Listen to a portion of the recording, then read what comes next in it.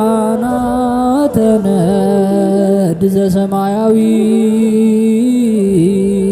ማይፈድ በእንተ በግዑ እቀብዋ ነዛቲ ያዘድ።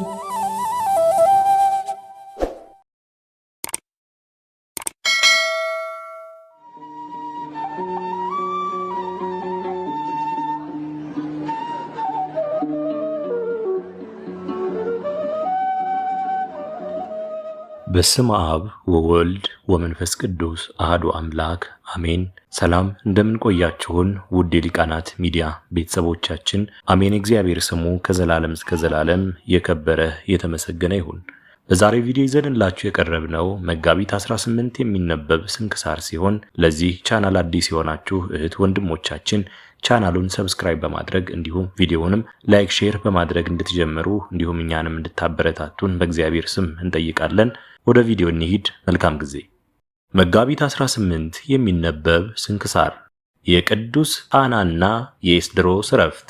መጋቢት 18 በዚች ቀን የሰማዕት ቅዱስ ጻና ጓደኛው የከበረ ኤስድሮስ በሰማዕትነት አረፈ።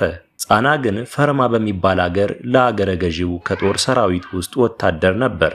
እርሱም ከደቅሲያ ሰዎች ወገን ነው። ከበግ ጸጉር ልብሶችን ለሚሰራ ለኤስድሮስ ወዳጁ ነው። ሁለቱም ሰርተው ከሚያገኙት ለድሆችና ለችግረኞች ይመጸውታሉ። በአንዲት ሌሊትም ከእርሷ ጋር አክሊሎች ያሉ ድንግል ሴት በራሳቸው ላይ ስታኖረው ሁለቱም ራእይን አዩ። ከእንቅልፋቸውም በነቁ ጊዜ ያዩትን እንዴት እንዳዩ ተነጋገሩ። ምስክሮቹ ሊሆኑ የጠራቸው እግዚአብሔር እንደሆነ አውቀው እጅግ ደስ አላቸው። ከዚያም ተነስተው ሂደው ወደ መኮንኑ ደረሱ። ቅዱስ ጻናም ትጥቁን ፈቶ በመኮንኑ ፊት ጣለው። ሁለቱም በጌታችን በክብር ባለቤት ኢየሱስ ክርስቶስ ማመናቸውን ገለጡ። መኮንኑም ነገራቸውን ሰምቶ አሰረው፣ ይደበድባቸውም ዘንድ አዘዘ። እግዚአብሔርም መልአኩን ልኮ አዳናቸው። ከዚህም በኋላ መኮንኑ ወደ እስክንድሪያ ቅዱስ ጻናን ላከው። ቅዱስ ኤስድሮስን ግን በዚያ ተወው። ከጥቂት ቀኖችም በኋላ የእስክንድሪያው መኮንን ቅዱስ ጻናን ወደ ፈርማ ከተማ መለሰው። ሁለቱ ቅዱሳንም ተገናኙ።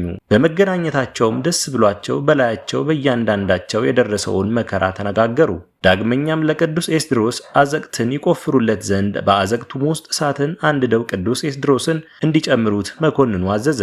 ቅዱሱም ጥቂት እስኪጸልይ ይታገሱት ዘንድ ወታደሮቹን ለመናቸው።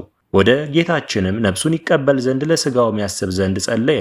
ከዚያም ወደ እሳቱ ጉድጓድ ቀረበ። ወደ እሳቱም ውስጥ ጨመሩት። ነፍሱንም በእግዚአብሔር እጅ ሰጠ። በሥጋውም ላይ ምንም ጉዳት አልደረሰም፣ መልኩም አልተለወጠም። የቅዱስ ጻና እናትም ከሚወደው ጓደኛው ስለመለየቱ ታለቅስለት ነበር። ከዚያም ሥጋውን ተሸክመው ወሰዱ። የስደቱም ወራት እስኪፈጸም መልካም ቦታ አኖሩት። ቅዱስ ኤስድሮስም ምስክር ሆኖ በሞተ ጊዜ የቅዱስ ጻና እናት ብዙ መላእክትን የቅዱስ ኤስድሮስን ነፍስ ይዘውት በታላቅ ክብር ወደ ሰማያት ሲያሳርጓት አየች። እግዚአብሔርም ሁላችንም የክርስቲያን ወገኖች በጸሎቱ ይማረን ለዘላለሙ አሜን። አስጀምሮ ላስፈጸመን ለልዑል እግዚአብሔር ክብር ምስጋና ይሁን መቼ ለዘላለሙ አሜን። ውድ የሊቃናት ሚዲያ ቤተሰቦቻችን መጋቢት 18 የሚነበብ ስንክሳር ወደ እናንተ አቀረብን። ይህን ይመስል ነበር። በቀጣይ በአዲስ ክፍል እስከምንገናኝ ድረስ እግዚአብሔር ቸር ያቆየን። መልካም ጊዜ